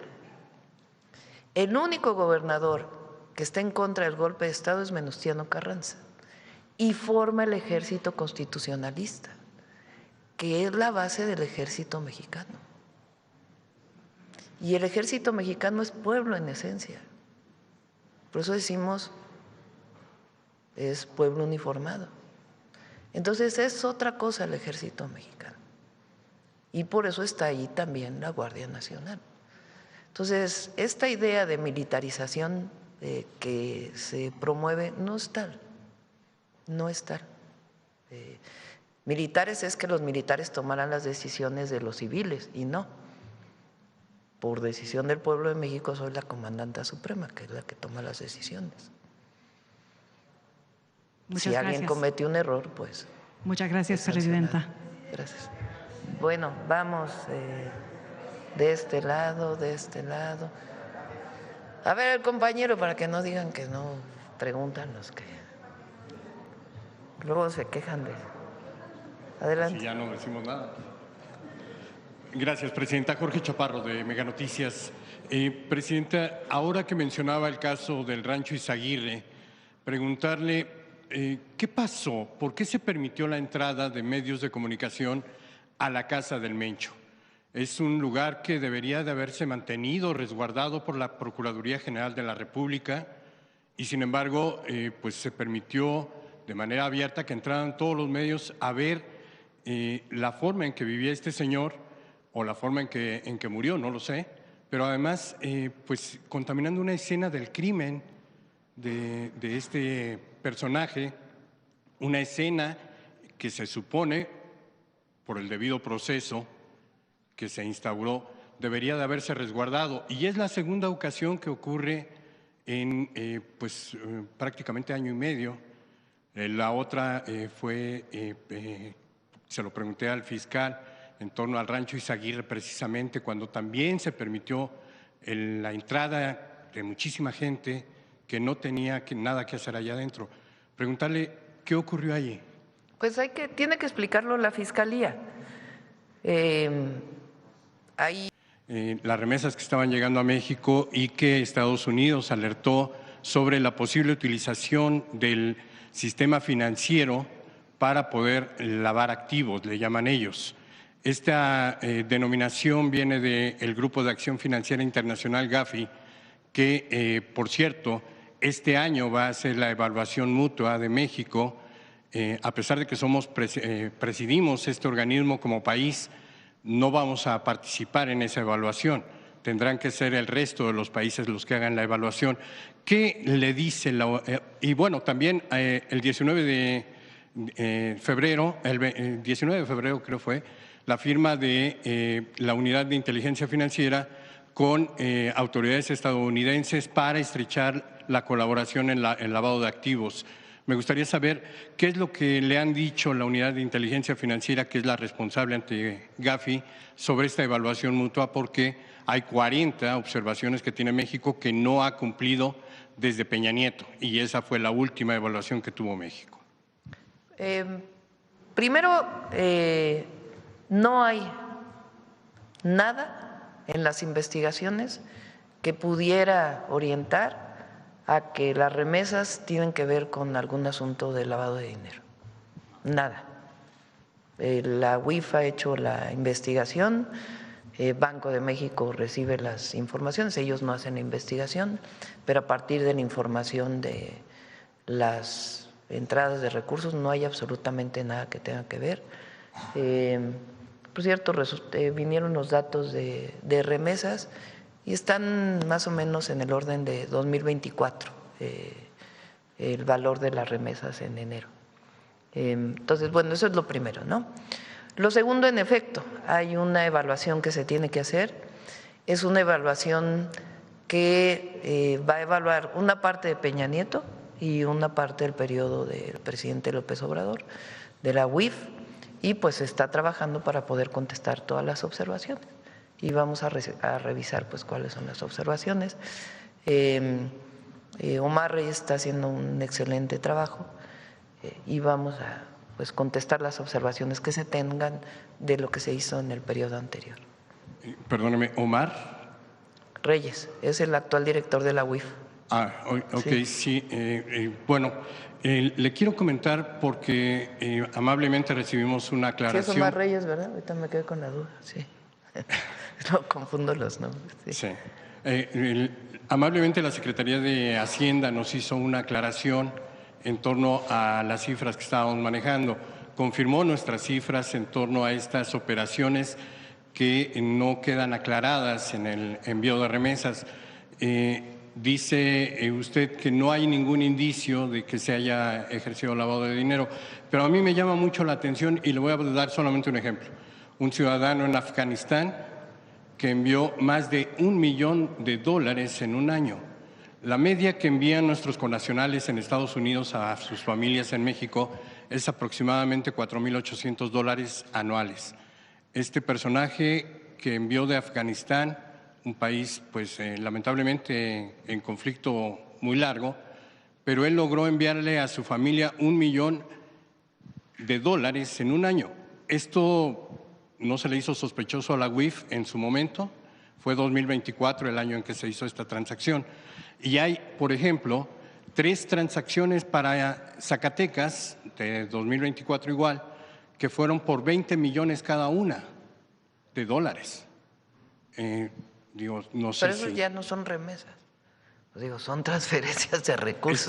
Es otra cosa. Están reconocidas como remesas por el Banco de México. Pero es otra cosa. En todo caso, esas transferencias de dinero pues tienen que investigarse.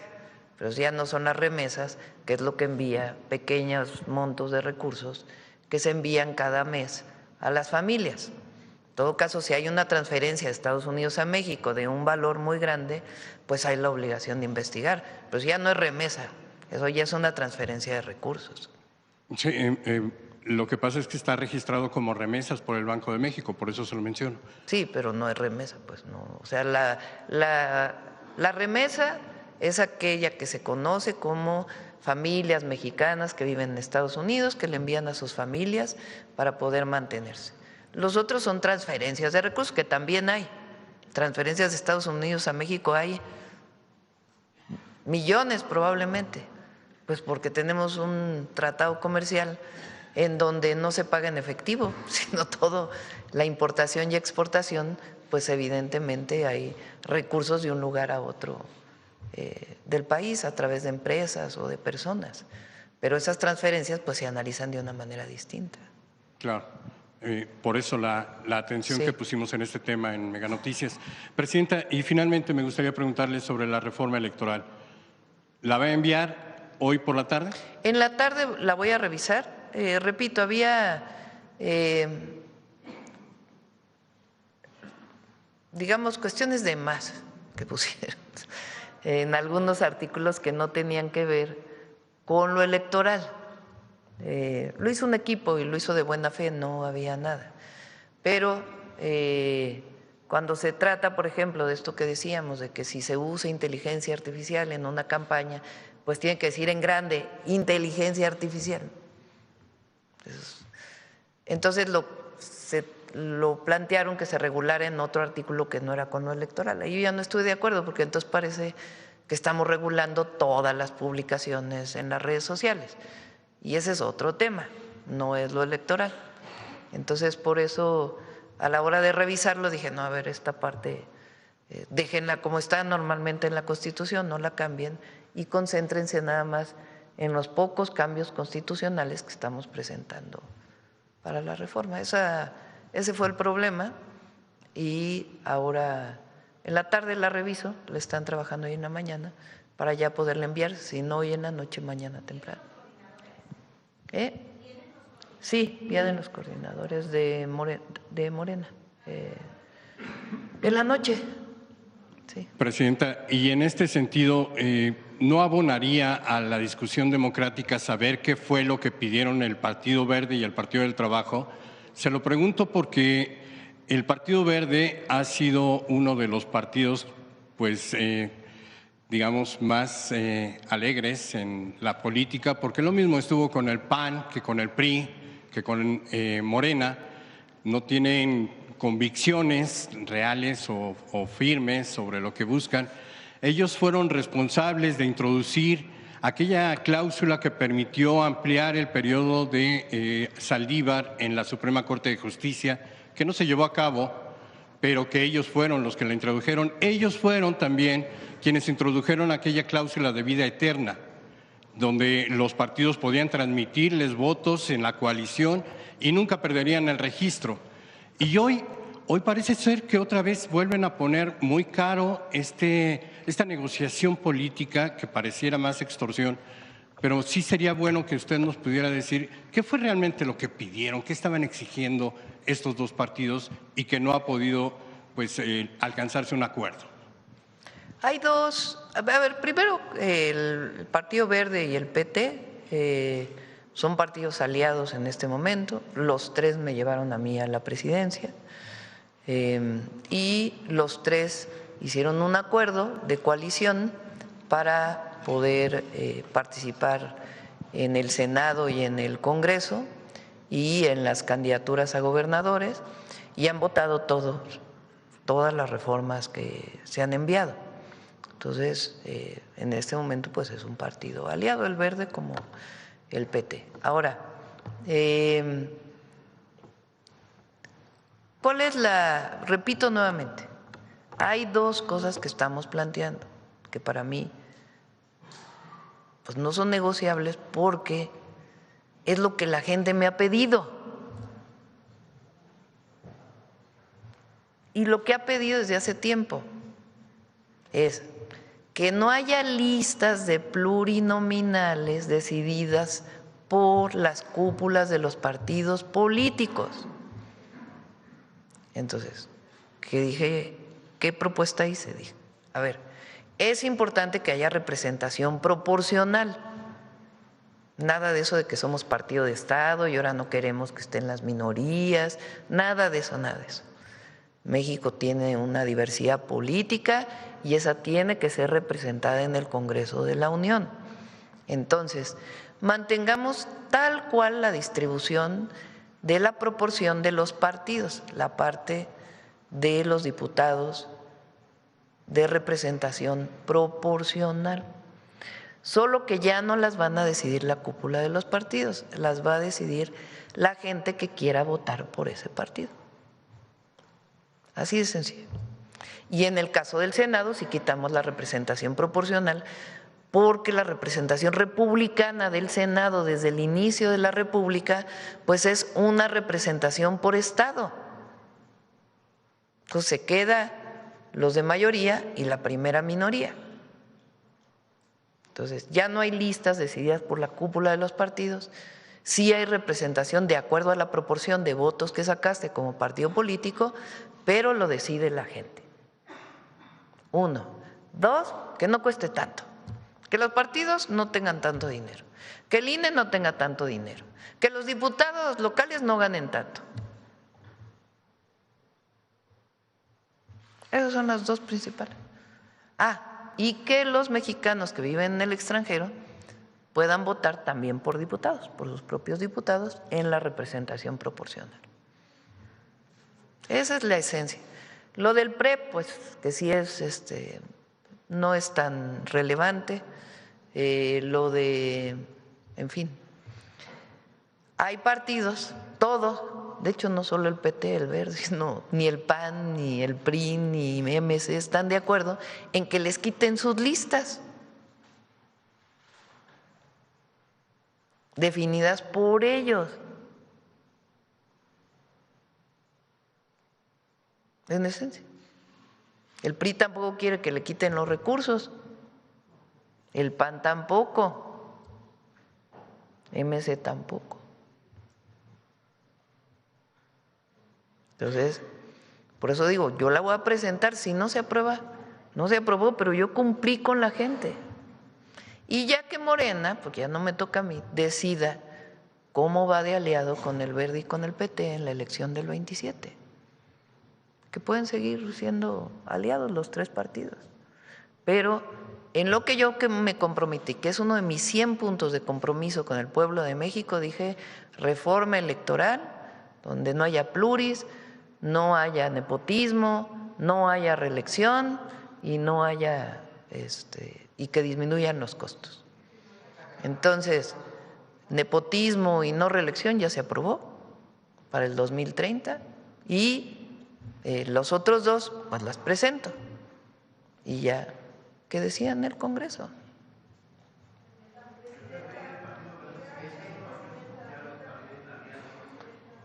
Pues ya lo tendrá que decidir Morena. Es decir, el que en esta cosa, en este tema no estén de acuerdo, pues no inhibe que puedas ir en una alianza electoral hacia adelante, ¿no? Ese es un asunto de, pues ya de Morena en su decisión. Me critican porque dicen, ¿no?, los opositores, es que la presidenta ahora no decide. O sea, si decido, me critican porque soy autoritaria. Y si no decido, también me critican porque no decido yo. Bueno, pues a unos les toca decidir una cosa y a mí me toca decidir otra. Sí. Bueno, vamos por acá, por acá. A ver, Sonora, hace mucho que no pregunta. Otra Sonora. Sí. Buenos días, presidenta. Demián Duarte, de Sonora Power, la revolución que llegó del norte. Fíjese, me llama la atención este apunte que hace, ya lo he hecho varias veces, sobre Venustiano Carranza, y que fue el único gobernador que se declaró en rebeldía. Bueno, habrá que decir que el gobernador de Sonora, después que fue Adolfo de la Huerta, se sumó también, y desde Agua Prieta llegó pues el plan de Agua Prieta desde Sonora, pues para vencer al usurpador, ¿no? Digo, apunte simplemente que se me vino a la mente, porque bueno, siempre estamos buscando nosotros nuestro lugar en la historia también, que bueno, de Sonora partió justamente ese movimiento. Presidenta, en el contexto, y es obligada la pregunta, mire, estaba yo revisando los reportes que vienen justamente de este asunto del Medio Oriente. Quiero preguntarle sobre el tema del petróleo en particular. Se dio ayer en los mercados financieros, bueno, un incremento en los precios del petróleo a nivel internacional. El Brent del Mar del Norte subió 7%. También los precios de la mezcla mexicana subieron de manera importante.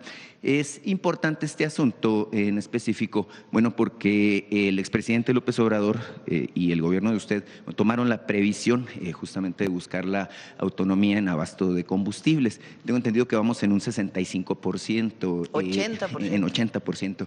Bueno, preguntarle en este sentido, ¿qué tan protegido está nuestro país ante pues lo que puede ser justamente una oleada de incrementos fuertes en los precios de los combustibles a nivel global? Hay un esquema que hizo el presidente López Obrador en el 2022 con la guerra en Ucrania, cuando subieron los precios. Se compensó con el impuesto, con el IEPS, para que no subiera la gasolina a la gente. Y ese quedó ya establecido. Entonces, si subiera además el petróleo, que llegara a impactar en el precio de la gasolina o el diésel, entonces entra el esquema de compensación por impuesto. Entonces, para que no suba y no afecte a las familias mexicanas. Podemos decir que estamos de alguna manera blindados ante una… Y si bajara, tenemos seguros contratados que dan coberturas.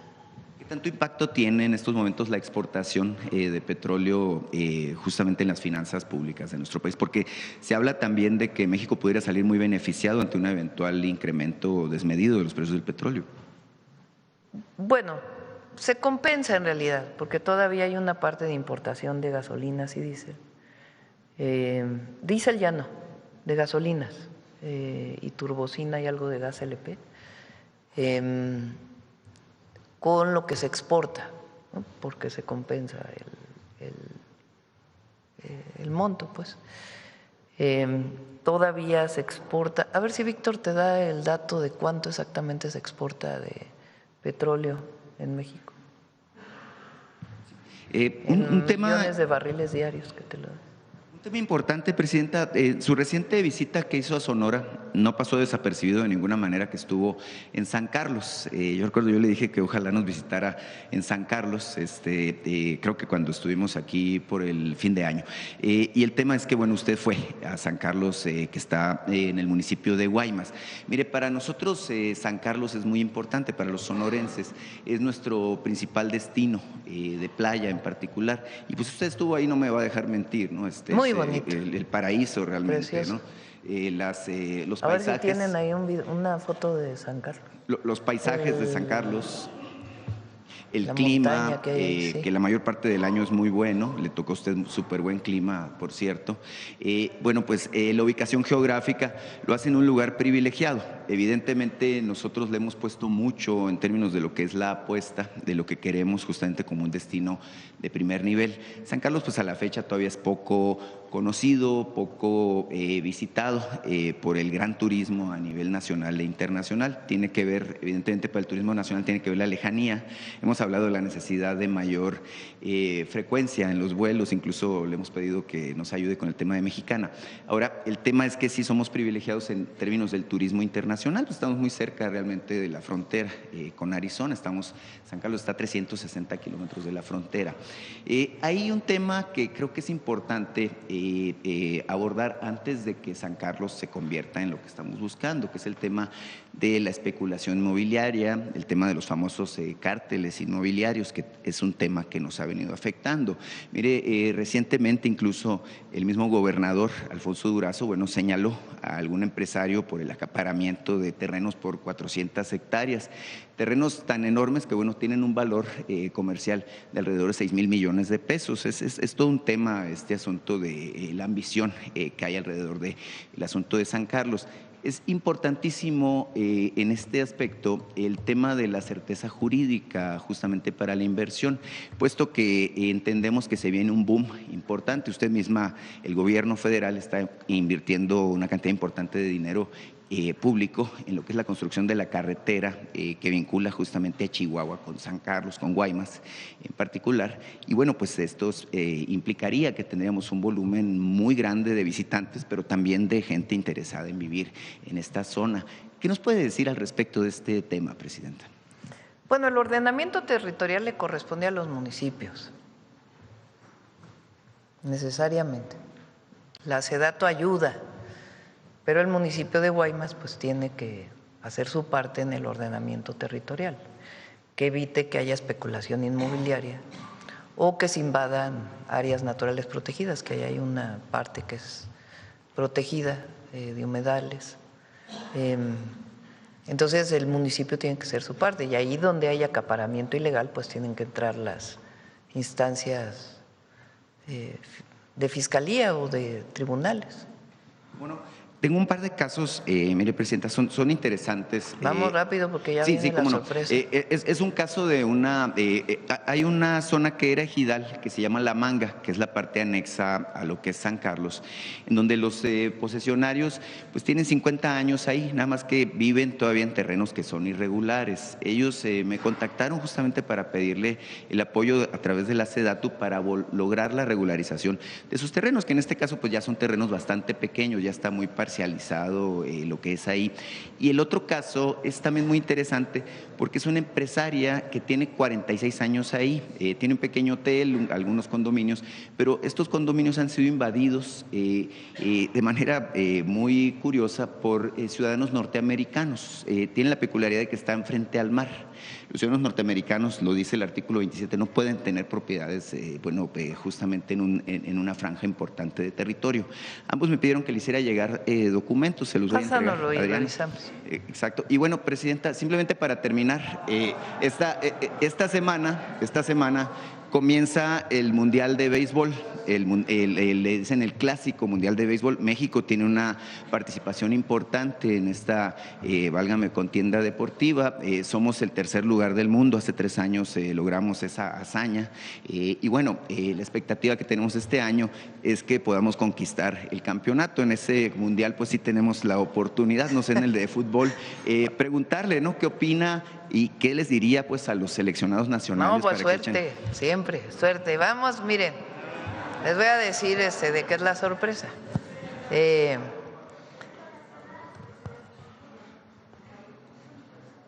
Antes de... Ya acabamos. ¿De qué se trata la sorpresa? Bueno,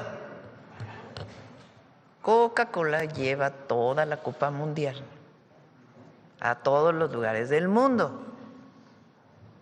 Y pues le dijimos para que lo traían a la Ciudad de México. Ya estuvo en Guadalajara el sábado. Es la Copa. Y va a estar en la Ciudad de México hoy y va a estar en Monterrey también. Entonces, para los niños y niñas que ahorita están en la escuela, pero más tarde van a ver la mañanera por las redes sociales, pues les traemos la copa. No, ¿saben quién la puede tocar solamente? Los campeones de, ahorita nos lo van a explicar, los campeones del mundo y los jefes de Estado. ¿Ya está aquí la sorpresa? Que pase la sorpresa.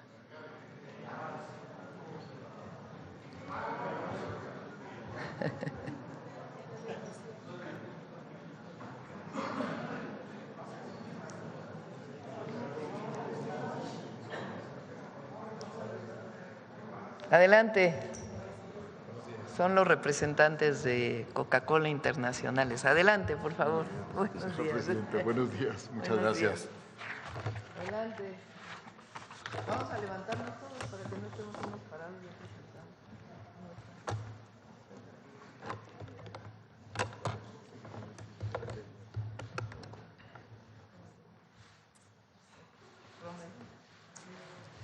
Nos quitan las sillas para que...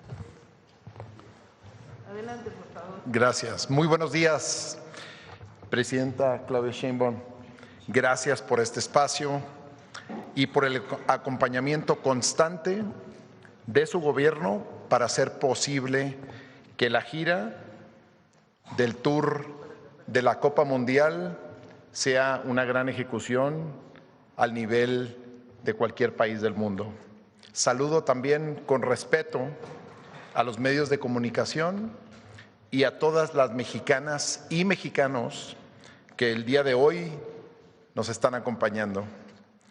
Hoy estamos aquí, ante todo, para decir gracias.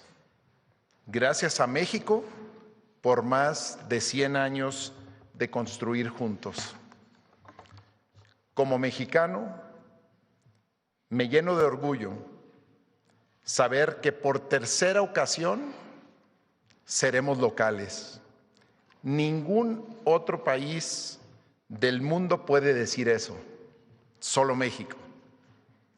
Hoy parados a 100 días del silbatazo inicial, enchina la piel pensar en lo que viviremos todos juntos en junio de este año.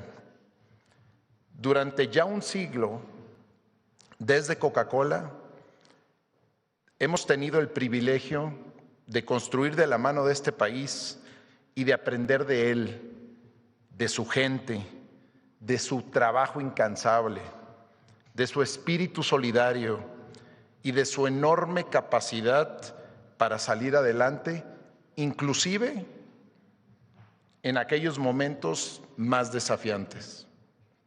México es un país que sabe levantarse. Es un país que sabe organizarse y que sabe demostrarle al mundo su dignidad y fortaleza. Y hoy ese mensaje está recorriendo todo el mundo.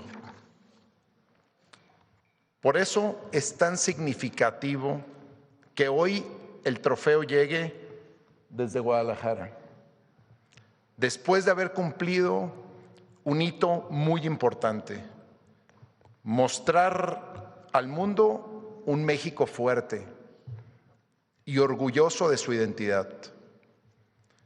Nuestro compromiso es muy claro: que este mundial sea para todas y para todos, que no se quede únicamente en los estadios, sino que se vive en las plazas, que se vive en las calles y en las comunidades de absolutamente todos los rincones de este hermoso país.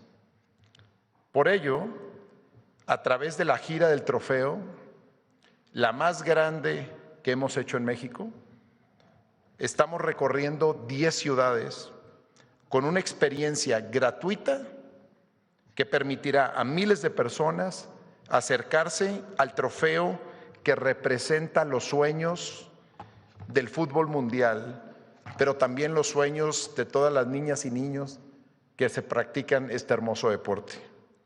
Más allá de las cifras, lo verdaderamente importante es cómo se vive, como una celebración compartida, incluyente y cercana al pueblo de México. El Mundial es nuevamente una gran oportunidad para encontrarnos como región que se conecta a través del fútbol, compartiendo emociones, historias y sueños que cruzan cualquier frontera. Una región que sabe trabajar en conjunto, que se apoya y que genera valor compartido desde lo más importante: su gente, sus comunidades y la pasión por construir un futuro común. Presidenta, estos 100 años juntos han sido posible gracias al trabajo, la pasión y la confianza de millones de mexicanas y mexicanos. Y la mejor manera de agradecer esa confianza es seguir aquí, construyendo juntos por un mejor futuro. Y celebramos con orgullo a un México que está de pie, fuerte y listo para mostrarse al mundo. Con ese sentimiento de gratitud, los invito ahora a ver un video que hemos preparado para decir una vez más, gracias México. Adelante con el video, por favor.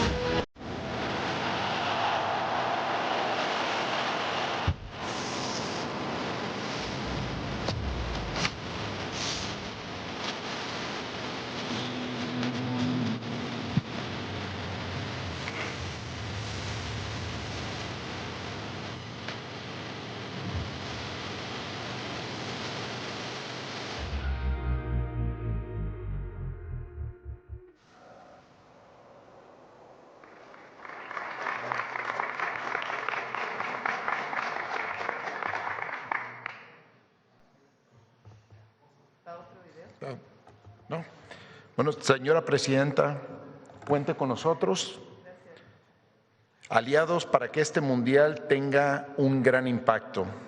Hoy estamos haciendo entrega de boletos que serán destinados a impulsar el mundial social que usted tanto ha promovido.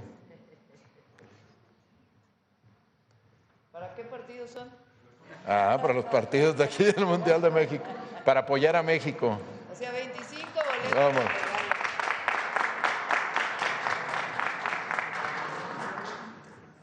Muchas gracias. Ya vamos a ver cómo los vamos a rifar.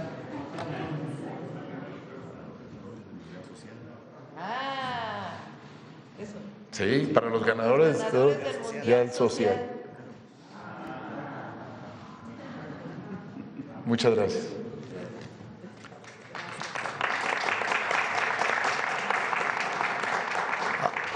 Ahora quizá también el momento más esperado. Señora presidenta, nos hace el honor de develar el trofeo y le pido a Bebeto y a Bruno Pietracci que puedan acompañarla. Son campeones. Ellos sí son campeones. Wow.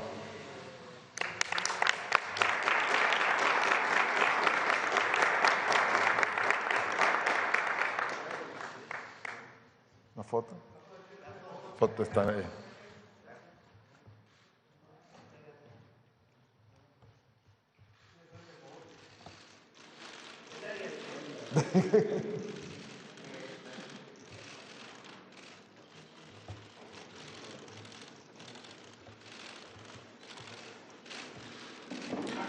Ahora invito a Bebeto que nos haga el honor de cargar el trofeo de la Copa Mundial FIFA.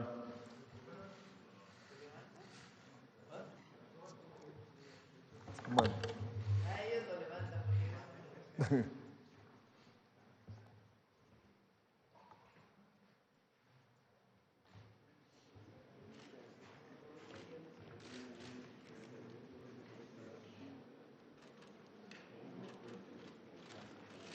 Bebeto, por favor. Gracias por estar aquí. Wow. Claro que sí, señora presidenta. Wow.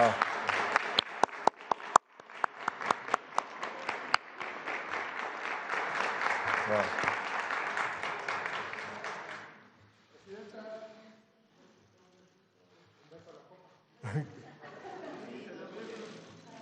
Para la selección.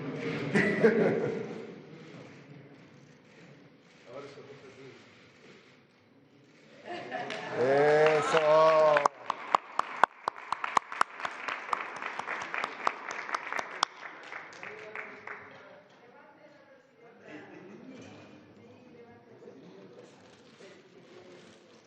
Eso.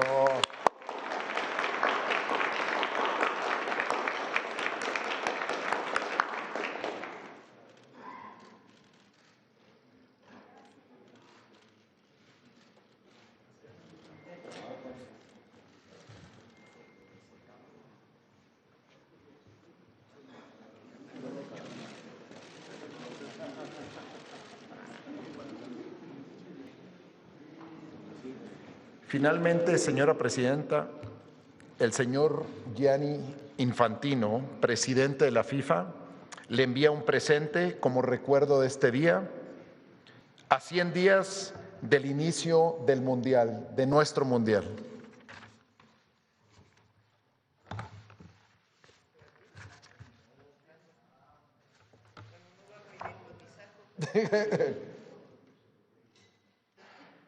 Una réplica de la Copa Mundial.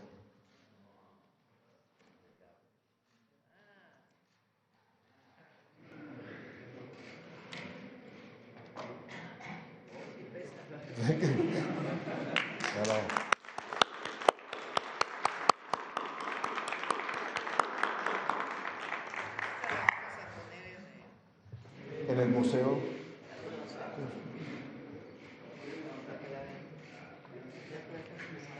Muchas gracias.